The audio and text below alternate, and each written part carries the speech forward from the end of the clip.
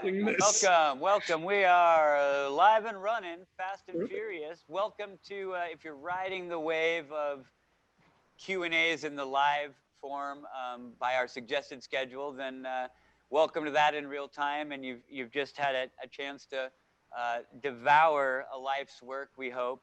And if not, and you're watching later, like I said, this will be on the rebroadcast. You can come back to it, let people know to check it out.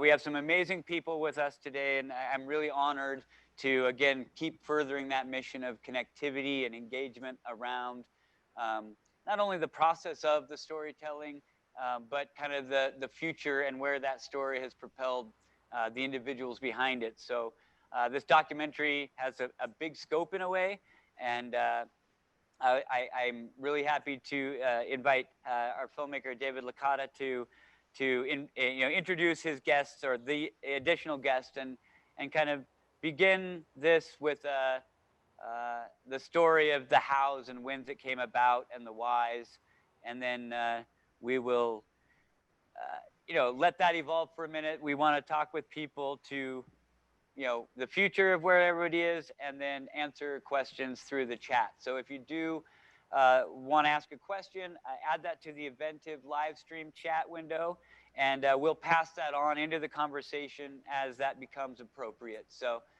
thank you for tuning in or checking it out. And David Licata, Yes. welcome. Hi, thank you. Thanks for this. This is great.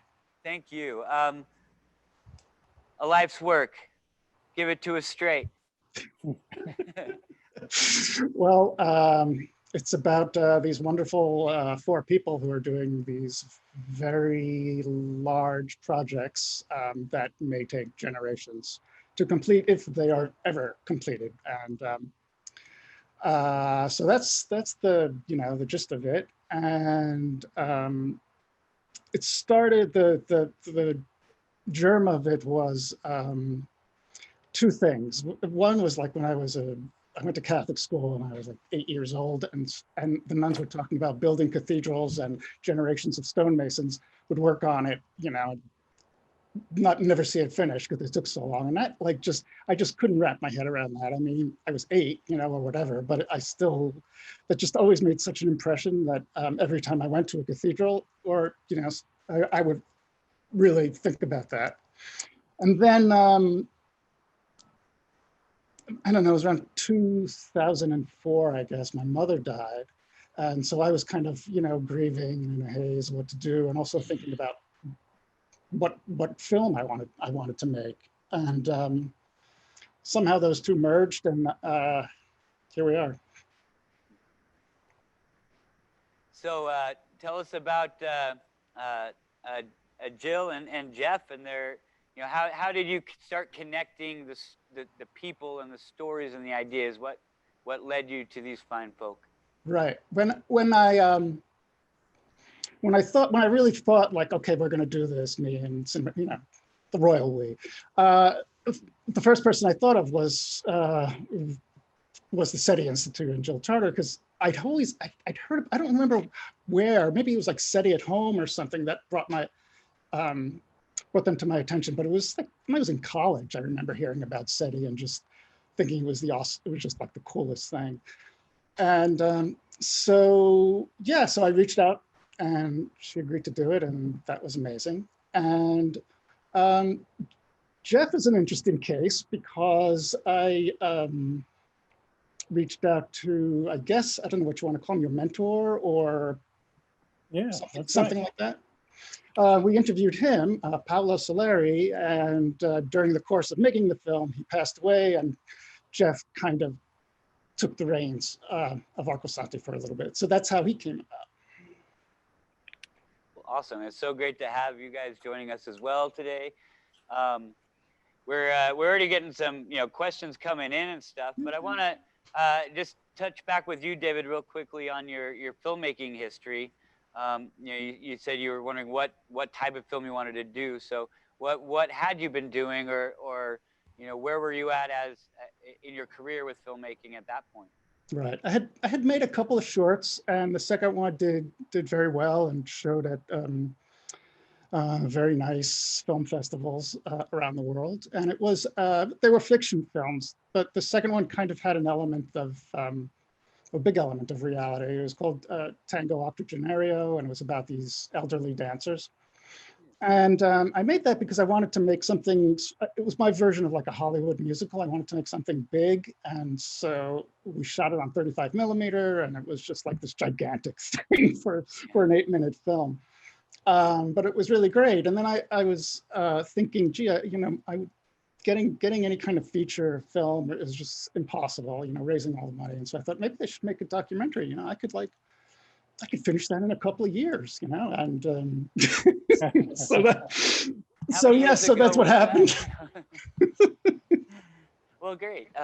Well, thanks for that tidbit, and so, it's hard to gauge who's completely watched the film already, where people are at in that process with our festival.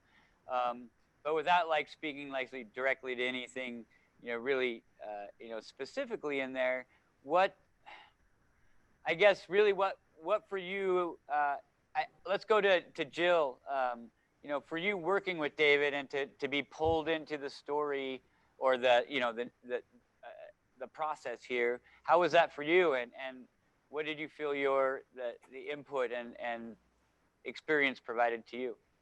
Well, it was fun. And I think I added something to David's film, a particular little statue that was on my desk. Yes. Which is Sisyphus rolling this rock up the hill, right? And only to do it over and over again. That was given to me by one of my mentors, Barney Oliver.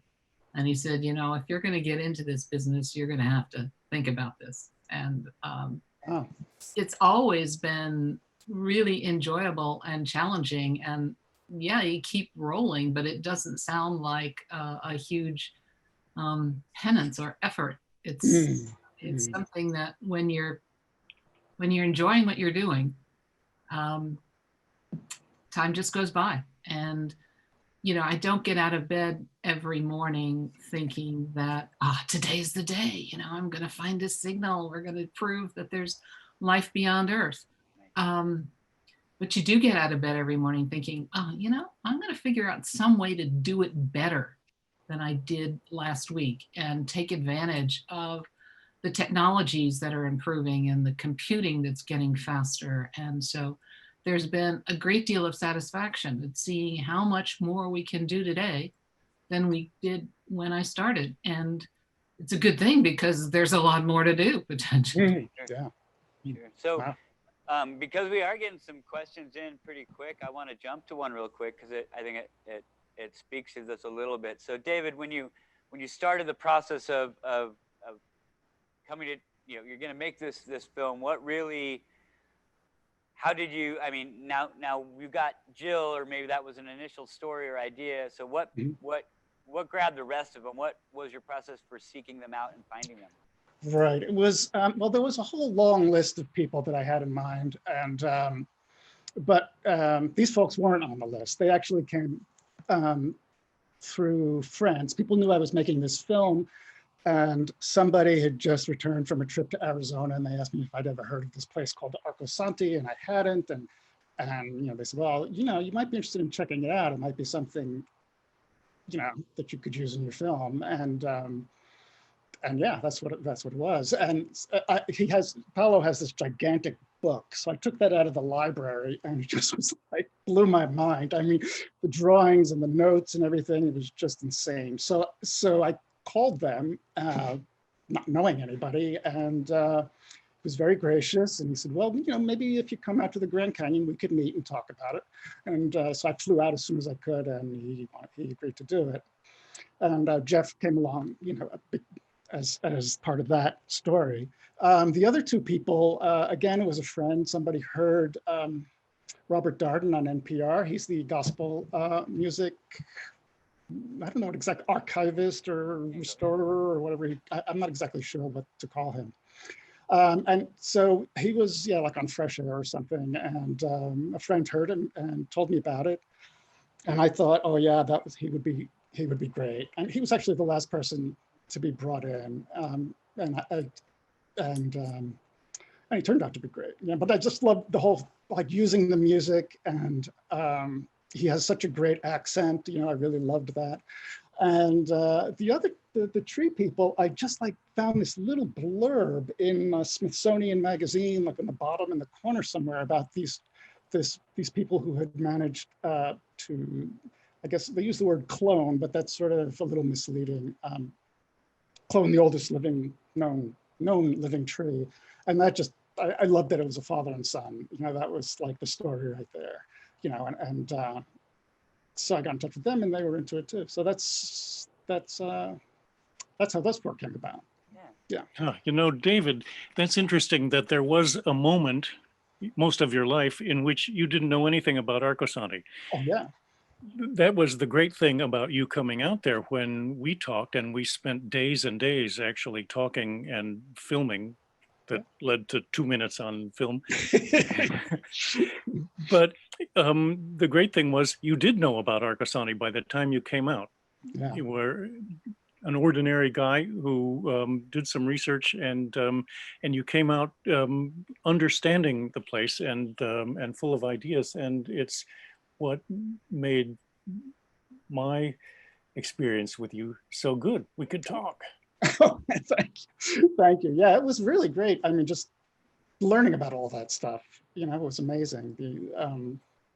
Yeah, that's why you would become a documentary filmmaker, right? So you could learn a few things? Yeah, I guess so. Yeah, and it was also like, you know, because even though I said like this is going to take a couple of years, even though I knew it was going to do that, it was like, well, that's a lot of time, and I have to choose things that I'm interested in. Otherwise, this is, you know, you don't want to spend that time on something. Well, like Jill said, you don't want to spend your time doing something you hate, or working with the people you hate, or anything like that. So they were things that I was interested in. I'm interested in astronomy, I'm interested in architecture, I'm interested in trees and Americana music, and so it was perfect. Wow. So Jill, we have a question that came in on the stream here. The internet has given us all access to unimaginable richness of information. Do you think that can give us more depth in our feeling for the world and how it fits into our universe? Well, I hope so. It's also given us a whole lot of, you know, ridiculous nonsense. But the thing that I like to think about, and the reason that I take any opportunity I can to go talk to groups of people, is that I think that if you talk about life beyond Earth, if you think about what we're trying to find, you're forced to essentially see yourself in a mirror. And in that mirror, you get to recognize that all of us, everybody on this planet, is all the same when compared to life that might evolve somewhere else. So I like the idea that thinking about who we are and how we fit into the universe trivializes the differences among humans. And that's a really important idea, because the challenges that we face on this planet today are global. They don't respect national boundaries, and they're going to have to be solved globally. And so if we can begin thinking of ourselves as earthlings as compared to some other creatures from some other world, and I think that helps us to begin to solve these global problems. That's great. Thank you. Yeah, that's really important, Jill. You know, what first attracted me to Paolo Soleri, and to you, by the way, you were my second choice. It just happened that I was in architecture school rather than studying astrophysics. That would have been my other choice. Oh, is that right? But adulthood, it seems to me, just means taking on responsibility on a global scale.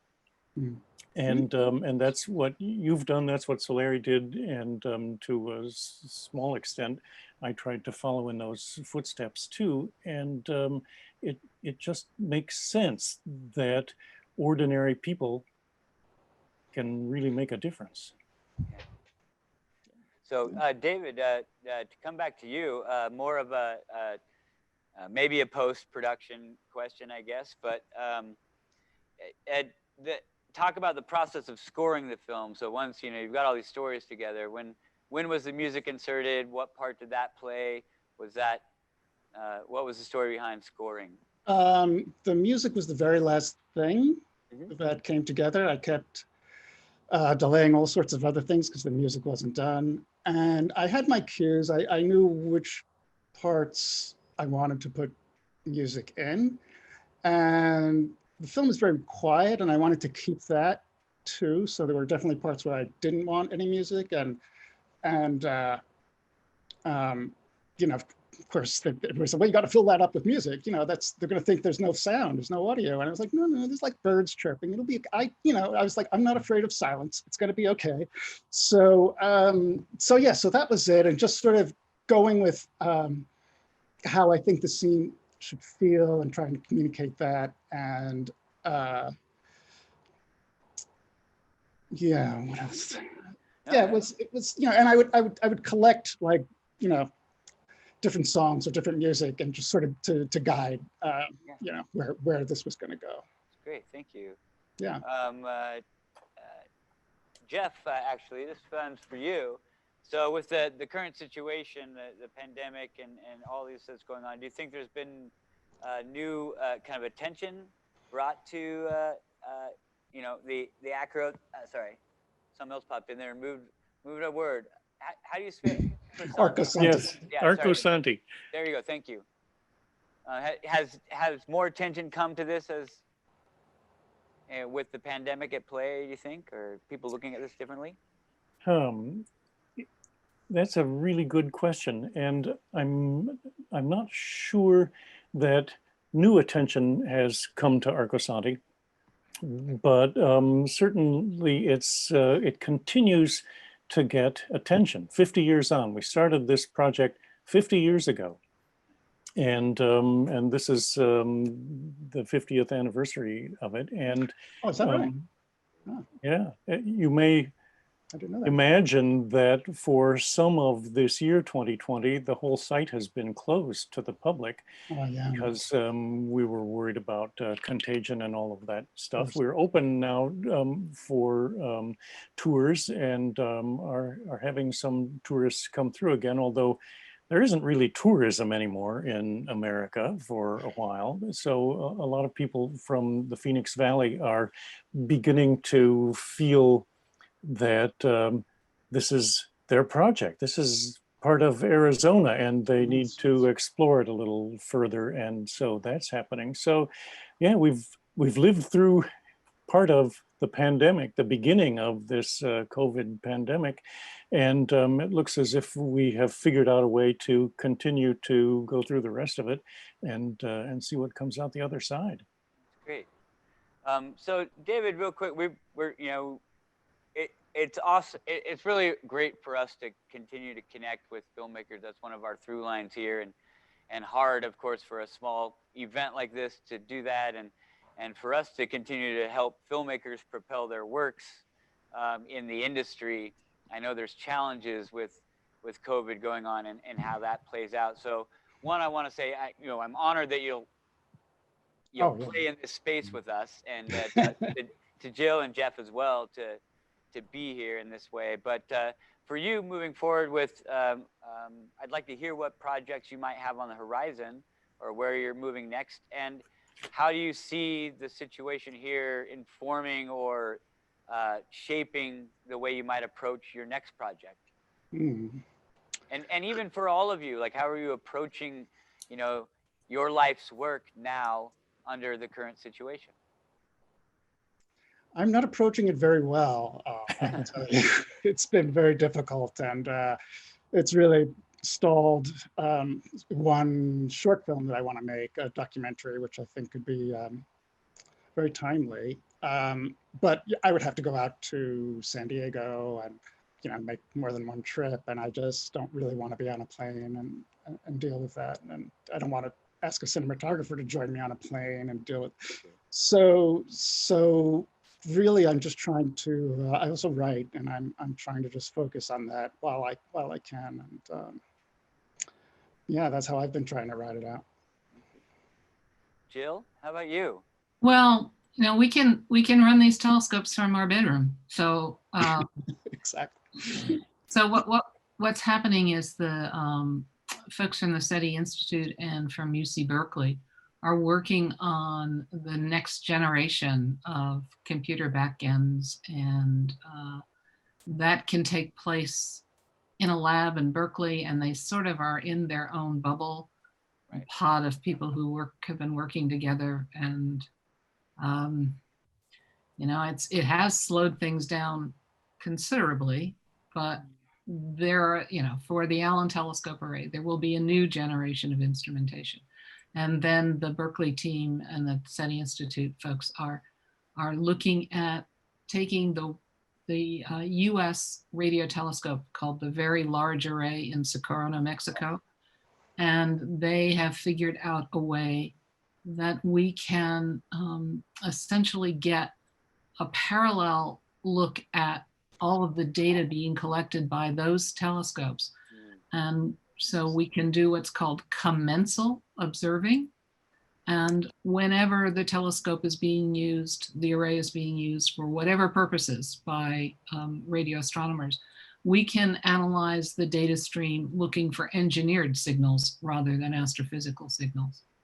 And the other way that we're moving forward is trying to make better use of artificial intelligence and neural networks, because until right now, we've always taken a data stream, fed it to a computer and said, is there this type of pattern in the data? Mm-hmm.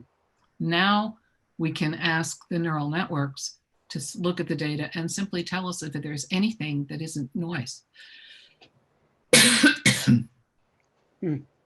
Wow. Jeff, Wow, that's great. You know, the Very Large Array, just on the other side of Arizona, not only produces some really interesting information, but it's one of the most beautiful places on Earth. When you come over the rise from Arizona and coming east, and there's the Very Large Array of radio telescopes in this valley laid out in front of you, glistening white. It's one of the most beautiful things you can see on Earth, and I recommend it to everyone who's watched this film. Yeah, well, coming up from the other direction, from Socorro, yeah, as you come up, you suddenly see on the plains of St. Augustine, you suddenly see these otherworldly structures. Without getting the big picture of the valley, you just see blooming things. It's pretty spectacular. Wow. Well, I want to thank you guys again. We've been keeping these at roughly 20-25 minutes to keep it tight so that people can you know, watch it after the film again or with the film throughout the weekend. I want to remind people that the feed will be up all weekend long, so keep adding your questions, and I can, you know, David or any of these guys can jump back into the live stream in Eventive, and you guys can look through that chat feed and answer questions or further that conversation. Cool. Really an honor to share the film, to meet with you, to provide a platform to, you know, amplify the message, to, you know, carry on your work however we can as a festival. So thanks again, David and Jeff and Jill, and we're gonna be checking back in on other live streams today. So check back on the festival program, and I hope all of you get a chance to watch a movie or two, or tune in later tonight for a live stream music from this stage for some regional, you know, musician and flavor if you'd like. So thanks again. It was great to have you. Yeah, thank you, Eastern Oregon. Yeah, thank you. We'll see you later. And congratulations, David, for getting Thank you, Jill. Thank you very much. Take care, everybody. Thank you.